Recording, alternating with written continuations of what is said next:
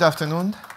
I'm going to present to you the results of our research conducted on central bank digital currencies. It's quite a short summary. The full paper is like 150 pages long for those who are interested, but in Russian. It's going to be published next month. So first of all, let's start with a name, name of this animal. It isn't carved in stone. It's still quite fluid and flexible. But I think we already could talk about these two abbreviations, either BCC or CBDC, depending on which word you prefer for pointing to the nature of this currency. It's a good coincidence that exactly this week, director of IMF, Christine Lagarde, gave a speech on the central bank digital currencies, and she said that central banks should start issuing this new type of money. First of all, let's start with answering the question: what's wrong with today's modern financial system? The most stable currency, American dollar, lost practically 96% of its value since Fed has been established. Since the time when gold standard was abolished, their debts were expanding at a much faster rate than the GDP growth, practically by 2% per annum. So we see that the leverage of overall financial system has been growing last 40 years very, very dramatically. But real assets are still keeping their value. For example, if you compare two maybe basic assets in commodities, it's gold and oil, the behavior of their prices, of their value being expressed in any currency is very, very stable. They've been growing last 40 years roughly 7.5% on average, quite synchronically. It's an interesting phenomena that cash, despite of any talks about fintech, increasing role of any type of electronic payments, cash is growing in demand. With an exception of 3 countries, those countries are northern ones, Norway, Sweden, and Denmark, the rest of the world is increasing the share of cash in circulation being measured in a percentage of GDP. And even such a country like, for example, Switzerland, where electronic currency are in a big favor and blockchain is very, very popular, increase the share of cash very, very seriously. What is the reason why those things are happening? It's a reflection of a very serious problems that today's monetary system faces. First of all, as regard to the basic thing, I mean money, people are favoring cash because central banks, since the crisis of 2007, started conducting non-traditional monetary policy to a great extent relying on a negative interest rates. As a natural reaction of the population and businesses were switched to cash as a safe haven.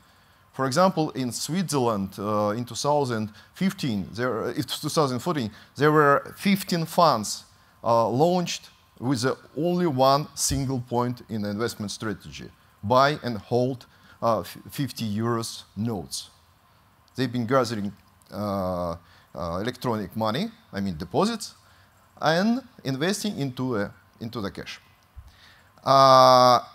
Banks also banking system also in a very serious problems. This concept of too big to fail, this concept of a deposit insurance scheme is digging deeper and deeper hole with the help of a regulator, making the banking system relying more and more on the state support. And there are a new development in a surrounding environment that disrupting the standard existing monetary model. First of all, those are cryptocurrencies. And second, which is not quite visible, serious discrepancies in today's monetary system. A very good example in the United States, last year, 2007, there was a new bank launched with the title the Narrow Bank. And after passing all standard procedures, this entity applied for the account opening with the Federal Reserve Bank of New York.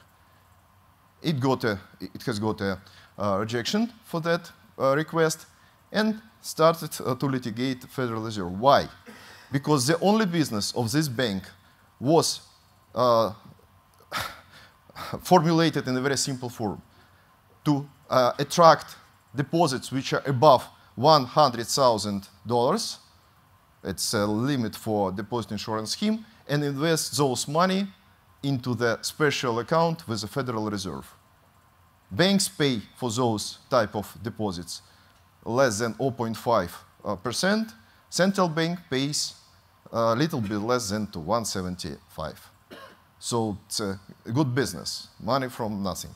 So the financial system has very, very serious problems. How can we change it? The idea was, from the market, to start using private cryptocurrencies. What are their features? There is no practically obligor, which is like an algorithm.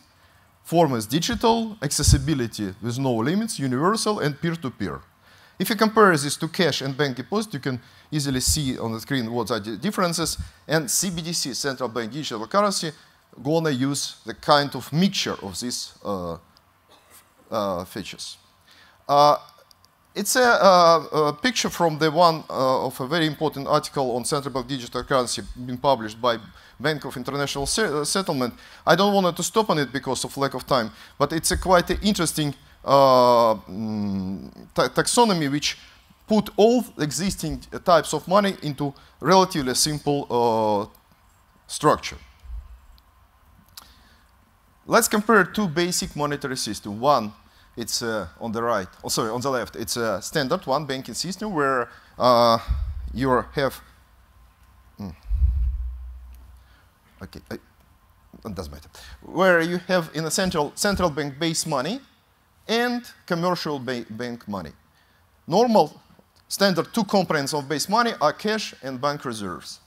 In a crypto monetary system, inner part of the system are base money, base cryptocurrency like Bitcoin, Ether, Ripple, and some others, and the outer cycle comprised of different type of tokens.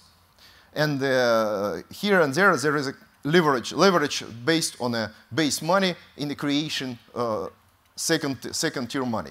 CBDC are put somewhere in between. They should have features of cash and bank reserves. It's just an illustration of what I said. Money used as a store of value or exchange of value. As a store of value, gold the best. As an exchange of value, probably electronic or debt currency are the best. But if you're trying to find the right balance, we are looking for the option, and CBDC could be that option. There are two types of projects the central bank currently conduct. One, to develop CBDC that substitute the cash. There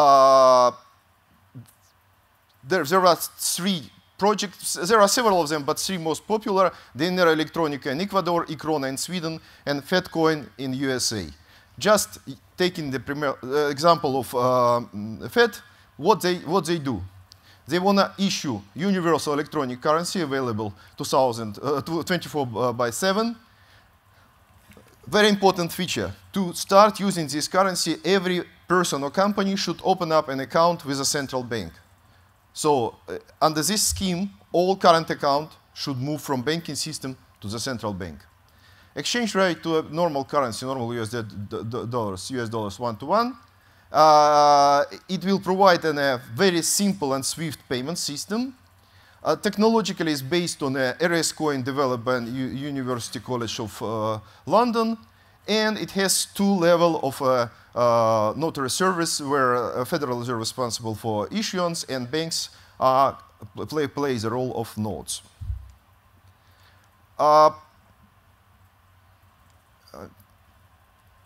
Payment token, it's another feature, it's another function, it's another role of a central bank digital currency. There are 3 main projects in Canada, Singapore, and Europe plus Japan. They already passed 2 stages, 2 phases. Now some of those are at stage 3. They use special electronic money as a settlement tokens, which exist only overnight and used just to facilitate the payment in a new RTGS system for the banks. And this system have a special liquidity saving mechanism. As you can see, Jasper use at phase 1 Ethereum, at phase 2 Corda blockchain. All those projects are moving from a public blockchain to a private blockchains. Ubin at Singapore are the same. This system also have a PVP and DVP elements that makes this system more close to the security settlement, not only just a payment in cash. And also this system is actively using cloud services. And Project Stellar, probably the most developed one, Europe plus Japan. And it's most interesting that it's a cross-blockchain platform. It will use 2 or 3 blockchain, and this platform also will use 2 types of currencies. I mean, Euro and Japanese yen. It's probably the very first system, payment system, that will be in a world where basic currency is not the only currency. Normally, all payment systems based on one currency. And what are those problems central banks and government in general facing? What to do with cash? How to make coexistence of a cash and electronic cash? How to change the system if electronic currency is actively used of a lender of last resort? Bank system gonna be decreasing in size, and probably if all current accounts are moved to the central bank balance, these banks will become very, very similar to funds. Interest rate channel will become more powerful because central bank will charge accounts open up with its balance. And what to do with deposit insurance scheme, because a lot of private money will go directly to the central bank balance. Bank run issue, very serious. And how to solve the problem of anonymity, which is very important for blockchain in general. And another interesting feature, say hi to stable coin. It's an algorithmic central bank, because in a stable coin project there is a one deviation that's devoted exactly to the setting up monetary policy in the form of algorithm. Fiscal policy. In America, in Seminole County, since May 2008, it's available to pay taxes with crypto. Crypto provides an option for instant taxation when every and each of your transactions can be taxed just immediately. The new technology, already several times mentioned during presentation today and yesterday, marketplaces and new type of financial intermediaries, crypto exchanges, wallets, bank, and funds. That's it. Thank you very much.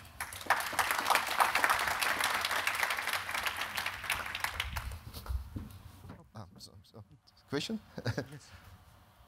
I have spared 5 minutes to answer question if there are some of those.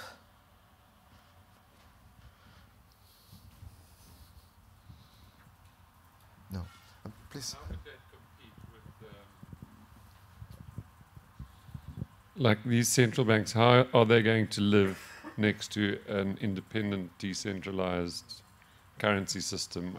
Have you had any thoughts about whether consumers would migrate rather to an independent system, or whether they'd be legislated to use government system? My personal biased view that all this stuff like Bitcoin, Ethereum are very good, but like an experiment, like a steam machine. Steam machine was a good invention, but nobody uses it now.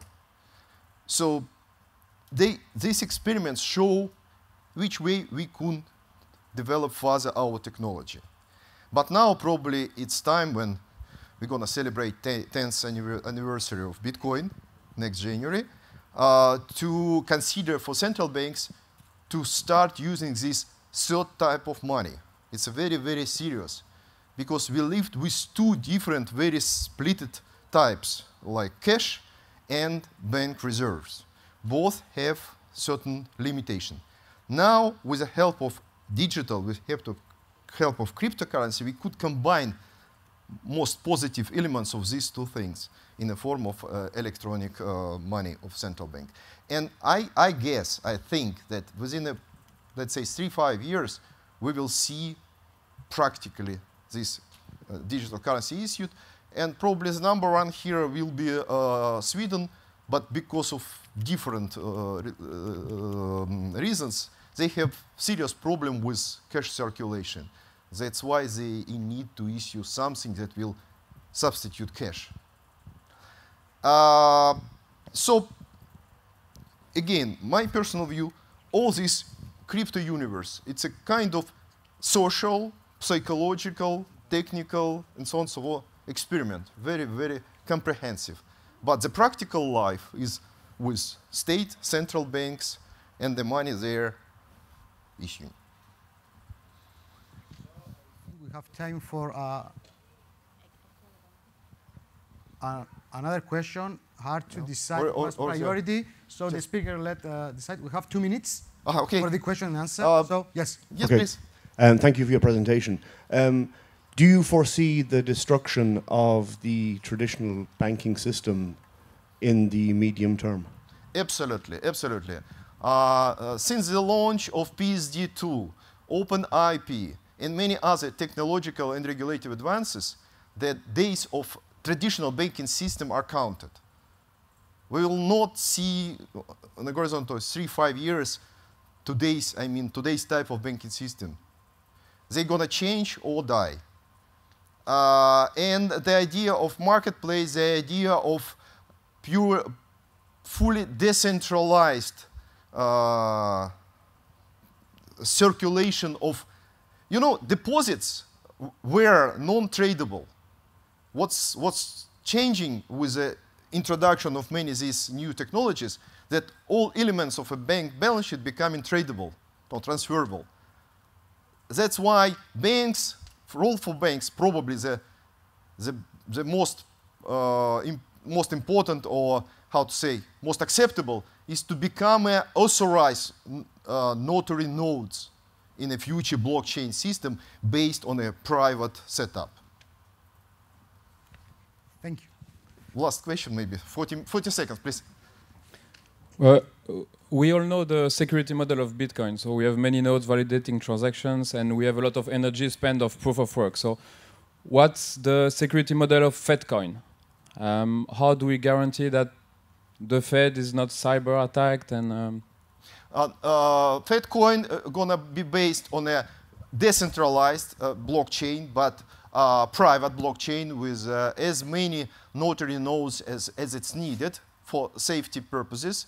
But I don't want to dispute because of lack of time. But yes, this technology issue, I think it's already solved for the sake of safety.